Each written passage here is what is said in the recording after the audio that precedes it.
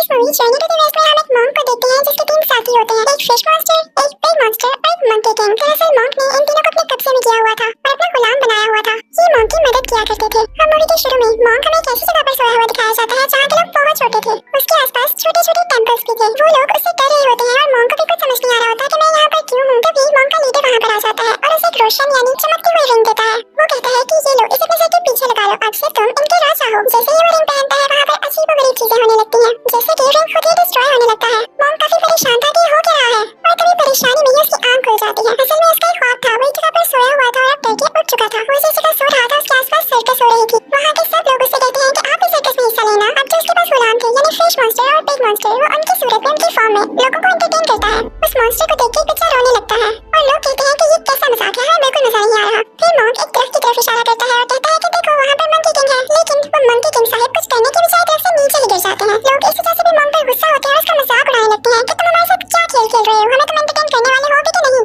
Monk कहता है कि थोड़ा हौसला रखो और उनसे मीठी मीठी बातें करके उन्हें अपनी तरफ कर लेता है। उसी दौरान मंकी किंग भी उठ जाता है और अपने बाकी साथियों यानी बिग मॉन्स्टर और फिश मॉन्स्टर से कहता है कि हमें मिलकर कुछ करना होगा, तुम लोग मुझे मारना और हम इन लोगों को एंटरटेन करेंगे। लेकिन लोग अभी भी उनका मजाक उड़ा रहे थे तो इस बात पर बिग मॉन्स्टर को गुस्सा आ जाता है। वो उधर खड़ी हुई एक औरत पर अटैक करने की कोशिश करता है। लोग उसे पकड़ लेते हैं। मंकी किंग भी उसे मना करता है, कहता है कि ऐसा ना करो। वो फिर भी बात नहीं आता। तब मंकी किंग उसका ध्यान बटाने के लिए पूरी सर्कस खराब करने लगता है। वो हर चीज तबाह करता जा रहा था। मॉन्क उसे मना करता है लेकिन वो उस पर ही गुस्सा हो जाता है और अब तक बहुत देर हो चुकी थी क्योंकि पूरी सर्कस डिस्ट्रॉय हो चुकी थी। मूवी की असल कहानी तो यहाँ से शुरू होती है जब एक औरत अपनी माँ को एक एक्सोर्सिस्ट के पास लाती है। उसका कहना ये था कि उसकी माँ पर किसी का साया है। उसकी हरकतें कुछ ठीक नहीं लग रही थी क्योंकि वो वहाँ पर खड़ी दो बूढ़ी औरतों को कहती है कि ये मेरी बेटियाँ हैं। एक्सोर्सिस्ट इस बात पर बहुत हैरान होता है और फिर वो बढ़ता है उसकी माँ की तरफ ताकि उसका बोल के उस पर जो भी साया है उसको खत्म कर सके। लेकिन बहुत कोशिश करने के बाद भी उसे ऐसी कोई चीज नजर नहीं आती। तभी उसे पता चलता है कि असली मॉन्स्टर तो उसकी अपनी बेटी है, यानी वो लड़की जो अपनी माँ को उसके पास लाई थी वो मॉन्स्टर में बदल जाती है। उसकी बॉडी अजीब हो गई थी। वो सब पर एक किस्म का जाला फेंकने लगती है। उसके हाथ और टांगें काफी लंबी हो गई थी जैसे वो कोई स्पाइडर हो। वहाँ पर मौजूद सब लोगों को वो मारने लगती है। फिर सीन चेंज होता है और हम मॉन्क और मंकी किंग को एक साथ देखते हैं। मॉन्क मंकी किंग की बहुत पिटाई कर रहा होता है। वो उसे कहता है कि मैं तुम्हें इसलिए मारा हूँ ताकि तुम्हें हमेशा याद रहे कि कहाँ पर क्या करना है। वो कहता है कि तुम्हारा कुछ पता ही नहीं चलता, तुम्हें जब गुस्सा आ जाए तो तुम कोई भी चीज तबाह कर देते हो।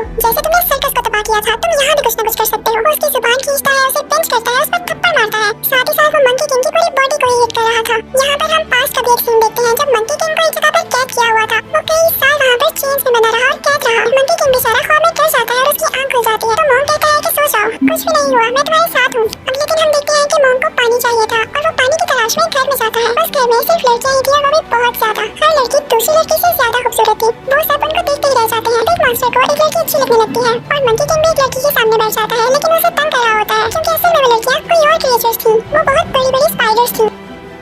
मॉन्क जब ये देखता है तो वो मंकी किंग से कहता है कि तुम अपनी होश में तो हो। वो कहता है कि हम मदद मांगने आए थे और अब तुम्हारी वजह से हमें जाना होगा। लेकिन वो लड़कियां उन्हें जाने नहीं देती, अपने असली रूप में आ जाती हैं। यानी वो बड़ी बड़ी स्पाइडर्स बन चुकी थी और उन लोगों पर अटैक करने लगती हैं। वो लोग खुद को बचाते बचाते बाहर आ जाते हैं। मंकी किंग के सामने सबसे बड़ी स्पाइडर आ जाती है और वो उसी तरह उसकी जुबान खींचता है जैसे मॉन्क ने उसकी खींची थी और इस तरह से वो स्पाइडर को मार देता है। जब मॉन्क को ये पता चलता है तो वो मंकी किंग से कहता है कि तुम्हें मैनर्स कब आएंगे, तुम कब सुधरोगे। हर चीज का हल ये नहीं होता कि वो जगह तबाह करती जाए या अगले को मार दिया जाए। मंकी किंग चुप करके उसकी बातें सुन रहा होता है और जैसे ही वो मॉन्क चाहता है तो पीछे से वो बोलने लगता है। अब मॉन्क एक खामोश जगह पर जाकर आसमान के नीचे दुआ करता है यानी प्रे करता है कि बस गॉड अब मुझमें इतनी हिम्मत नहीं है कि मैं सब कुछ डील कर सकूं और ये मॉन्स्टर्स जो मेरी बात नहीं मानते, मैं इनको नहीं हैंडल कर सकता। अभी मेरे पास की बात नहीं रही है। ये सब बातें बिग मॉन्स्टर भी चुपकर सुन रहा होता है। वो सारा कुछ आके मंकी किंग को बता देता है। मंकी किंग को तो पहले ही गुस्सा था। वो कहता है कि जब मॉन्क हमसे खुश नहीं था हम इसको मार देते हैं। तो उसे मारने के लिए आगे बढ़ता है। मॉन्क जब ये देखता है तो उसे रिलैक्स करने के लिए कुछ पढ़ने लगता है लेकिन इस चीज का उस मंकी किंग पर अब कोई असर नहीं होता क्योंकि वो अब उसकी गुलामी से आजाद हो गया था। अब वो उसका मजीद गुलाम नहीं था। मॉन्क उसे बचते बचाते ट्रक में बैठ जाता है और उसे अपने काबू में करने की कोशिश करता है लेकिन मंकी किंग अभी भी नहीं डरता उससे। तभी आसमान से कोई तेज रोशनी निकलती है जिसे देखकर मंकी किंग डर के वहाँ से चला जाता है। दूसरी तरफ हम देखते हैं कि फिश मॉन्स्टर अपने असली रूप में आ चुका था यानी वो एक बहुत बड़ी और एक खौफनाक फिश बन चुका था। ये सब उन स्पाइडर से लड़ाई के बाद हुआ। फिर हम देखते हैं कि मॉन्क अपने तीनों साथियों को लेकर किसी दूसरे मुल्क जाता है और वहाँ की रानी और राजा से मिलता है। उस मुल्क के लोग उन्हें देखकर काफी हैरान हो रहे होते हैं क्योंकि वो अजीब गरीब मॉन्स्टर्स थे। रानी उनका बहुत अच्छे से वेलकम करती है। फिर वो लोग राजा से मिलते हैं तो राजा उन लोगों से कहता है कि हाँ क्या लाए हो मेरी खिदमत में, मुझे किस तरह से एंटरटेन करोगे। तो मॉन्क और उसके साथी कहते हैं कि हम जानते हैं एंटरटेन करना और ये कहते ही उसके सामने अजीब व गरीब हरकतें करने लगते हैं जो कि बिल्कुल भी फनी नहीं थी। राजा को ये देख के काफी गुस्सा आता है कि मुझे पागल बना रहे हैं। वो उन्हें अपने महल से बाहर निकाल देता है कि ऐसी हरकतें पागल करते हैं, अपना इलाज करवाओ जाकर। मॉन्क जब बाहर आता है तो उसे अपनी बहुत ज्यादा इंसल्ट फील होती है। वो मंकी किंग को फिर से मारने लगता है कि तुम लोग कोई काम ढंग से नहीं कर सकते हो। और फिर उसे एहसास होता है कि वो तो खुद था जो कि अजीब व गरीब हरकतें कर रहा था। तो वो खुद को कोसने लगता है कि मैंने हर बार मंकी किंग पर ही हाथ उठाया है। वो खुद को ही मारने लगता है और कहता है कि मैं ऐसा नहीं करूंगा। वो जाता है और मंकी किंग के आगे झुककर उससे माफी मांगता है। मंकी किंग उसे उठाता है और कहता है कि मैंने आपको माफ किया, अब हम दोस्त हैं। वो दोनों खुश हो जाते हैं और हम मिलके कहते हैं कि हम राजा के पास दोबारा जाएंगे, उससे भी माफी मांगेंगे और फिर उन्हें अच्छा सा एंटरटेन करेंगे। वो लोग अंदर जाते हैं तो उन्हें पता चलता है कि ये तो असली राजा है ही नहीं, असली राजा को इसने कहीं गायब किया हुआ है। मंकी किंग चाहते उसे थप्पड़ मारने लगता है ताकि वो गुस्से में आकर अपने असली रूप में आ जाए। जैसा वो लोग चाहते थे वैसा ही होता है, वो गुस्से में आकर अपने असली रूप में आ जाता है। उसका मुंह लाल हो जाता है और उसके मुंह से आग निकलने लगती है। असल में एक छोटा सा रोबोट था जो कि आग फेंका करता था। वो लोग उससे बहुत फाइट करते हैं और उस दौरान महल में जितने भी लोग थे वो बाहर निकाल दिए जाते हैं। मंकी किंग क्योंकि बहुत गुस्से वाला था तो उसे बहुत जोर से हिट करता है जिससे वो दूर जाके गिरता है। फिश मॉन्स्टर इस चीज का फायदा उठाते हुए अपने मुंह से बर्फ फेंकता है जिसकी वजह से वो रोबोट फ्रीज हो जाता है और फिर वो जाते हैं असली राजा की तलाश में। उस रोबोट मॉन्स्टर ने असली राजा को जमीन के नीचे कैद किया हुआ था। मॉन्क उस रोबोट राजा को कैद करके रानी को दे देता है और असली राजा को बचा लिया जाता है। असली राजा मॉन्क और उसके साथियों से बहुत खुश था और वो कहता है कि मंगो तुम्हें क्या चाहिए। मॉन्क उसे कुछ नहीं मानता तो असली राजा खुद ही उसे तोहफे में बहुत सारी लड़कियां दे देता है कि अब से ये तुम्हारी खिदमत किया करेंगी। मॉन्क कहता है कि नहीं, मैं इन सबको अपने साथ लेके नहीं जा सकता, पर हाँ मैं ये चाहता हूँ कि इन सबको आजाद कर दिया जाए, रिहा कर दिया जाए। तो वो सब लड़कियां कहने लगती हैं कि नहीं, हम इसी जिंदगी में खुश हैं, हमें आजाद नहीं होना। लेकिन उनमें से एक लड़की खामोश होती है। राजा उसे अपने सामने बुलाता है और कहता है कि क्या हुआ। वो लड़की कुछ नहीं बोल रही होती तो राजा उसे गाने के लिए कहता है और कहता है कि इस गाने के साथ डांस भी करो। वो लड़की बहुत डरी हुई थी लेकिन वो वैसा ही करती है। वो बहुत नाजुक और प्यारी लड़की थी। वो राजा को पसंद आने लगती है और वो उसे अपने साथ ले जाता है ये कहकर कि अब ये मेरे साथ रहेगी। लेकिन अब मॉन्क को भी दुख हो रहा था कि उसने इस लड़की को अपने साथ क्यों नहीं जाने दिया,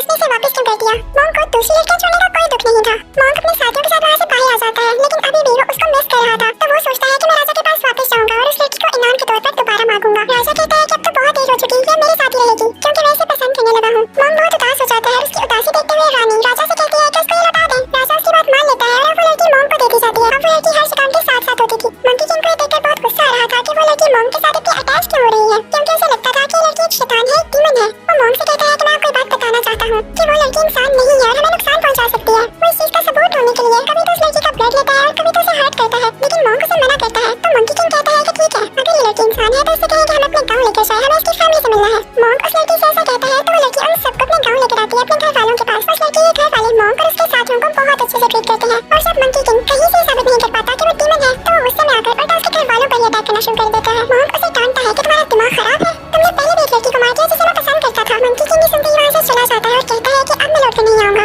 अगले सीन में मॉन्क एक जगह पर उदास बैठा हुआ दिखाया जाता है। तभी वहाँ पर वो लड़की आती है और उसे पूछने लगती है कि आपको क्या हुआ है। तो मॉन्क उसको उस लड़की की बातें बताने लगता है जिसे वो पसंद किया करता था। वो लड़की उसकी बातें बहुत प्यार से और ध्यान से सुन रही होती है तो मॉन्क को इसमें वही लड़की नजर आने लगती है। वो दोनों भी बातें कर ही रहे होते हैं कि वहाँ पर फिश मॉन्स्टर और पिग मॉन्स्टर आ जाते हैं और मॉन्क को बताते हैं कि मंकी किंग बहुत गुस्से में आया हुआ है। वो हर जगह फसाद फैला रहा है, हर चीज तबाह कर रहा है और तो और उसने इस लड़की के माँ बाप को भी मार डाला। अब उसका अगला शिकार है ये लड़की। वो लड़की भाग के अपने गाँव में जाती है और मंकी किंग भी उसके पीछे पीछे आ जाता है। वो उसे मारने ही वाला होता है कि तभी वहाँ पर मॉन्क भी आ जाता है। वो मंकी किंग से कहता है कि तुम्हें गलत फहमी हुई है, इस लड़की का कोई कसूर नहीं है, इसे छोड़ दो। वो लड़की मॉन्क के पीछे होती है। अब मंकी किंग मॉन्क पर अटैक करने आ रहा होता है तभी वो लड़की मंकी किंग के पाँव पकड़ लेती है और कहती है कि ऐसा नहीं करो, इसको नहीं मारो। लेकिन मंकी किंग उस लड़की को हिट करता है जिससे वो दूर गिरती है। अब वो उसे मारने के लिए आगे बढ़ता है लेकिन तभी मॉन्क बीच में आ जाता है। वो रोड सीधा मॉन्क को लगती है। तभी वो लड़की रोने लगती है और कहती है कि हाँ मैंने बोला झूठ, मैंने छुपाया तुम सबसे कि मैं एक शैतान थी, एक डीमन थी क्योंकि मेरे साथ मेरी जिंदगी में बिल्कुल अच्छा नहीं हुआ। कुछ आदमियों ने मेरे साथ बुरा करके मुझे मार दिया, इसलिए अब मैंने शैतान बनने का सोचा था लेकिन मैं बुरी नहीं हूँ। ये सुन के मंकी किंग को और भी गुस्सा आता है और वो एक बहुत बड़ा गोरिल्ला बन जाता है और इसी के साथ वो मॉन्क को निगल लेता है, उसे खा लेता है। अब वो बड़े बड़े पहाड़ों पर चढ़ने लगता है लेकिन उसके पाँव के साथ ही वो लड़की भी थी जिसने उसका पाँव मजबूती से पकड़ा हुआ था। अब वो एक ऊंची जगह पर जाता है। वो लड़की भी उसके साथ वहाँ आ गई थी। तभी वहाँ पर वो रानी और वो रोबोटिक डीमन भी आ जाता है। रानी मंकी किंग से कहती है कि मैंने जान के इस लड़की को इधर भेजा ताकि तुम लोगों में लड़ाई हो। रानी कहती है कि मैं तो चाहती ही थी कि ये चीज तुम्हें गुस्सा दिलाए तो मॉन्क को मार डालो। अब तुम मेरे गुलाम हो गए और मेरे लिए काम करोगे। तो मंकी किंग भी मॉन्क का कोई इतना भी दुश्मन नहीं था, उसने अभी तक मॉन्क को खाया नहीं था, बस वैसे ही निकला था। वो ये सुनकर मॉन्क को बाहर निकाल देता है। वो अभी तक जिंदा था। मॉन्क बाहर आकर रानी से कहता है कि क्या आप हमें बेवकूफ समझती हैं? आप समझती हैं कि इस दुनिया में सिर्फ आप ही अक्लमंद हैं? जिस तरह आपकी प्लानिंग थी इस तरह ये हमारी भी प्लानिंग थी। मंकी किंग शुरू से ही मेरी तरफ था और ये हमारा प्लान था कि वो वहाँ से नाराज होकर जाएगा ताकि आप लोगों को ये इंप्रेशन पड़े कि हमारी तो आपस में ही नहीं बनती। अब उन सब में फाइट शुरू होने लगती है और एक दूसरे का मुकाबला करते हैं। वो पिग मॉन्स्टर और फिश मॉन्स्टर उस रोबोटिक डीमन को दोबारा से ऐसे फ्रीज करके तोड़ देते हैं। और अब मॉन्क और उस रानी में लड़ाई चल रही थी। रानी फौरन से पानी में जाती है और बुढ़ा का स्टैचू बाहर निकाल लाती है। मंकी किंग इस पर मुसलसल अटैक कर रहा था क्योंकि वो जानता था कि ये डीमन है और बुढ़ा एक अच्छे इंसान थे। वो अपनी पावर कभी भी डीमन को नहीं दे सकते। मंकी किंग अपनी स्टिक निकालता है और पानी में चला जाता है लेकिन जैसे ही वो पानी में जाता है उससे से दो स्टैचूज और बाहर आ जाते हैं और मंकी किंग पर अटैक करने लगते हैं। मंकी किंग को समझ नहीं आ रहा होता कि बुढ़ा उस डीमन की मदद क्यों कर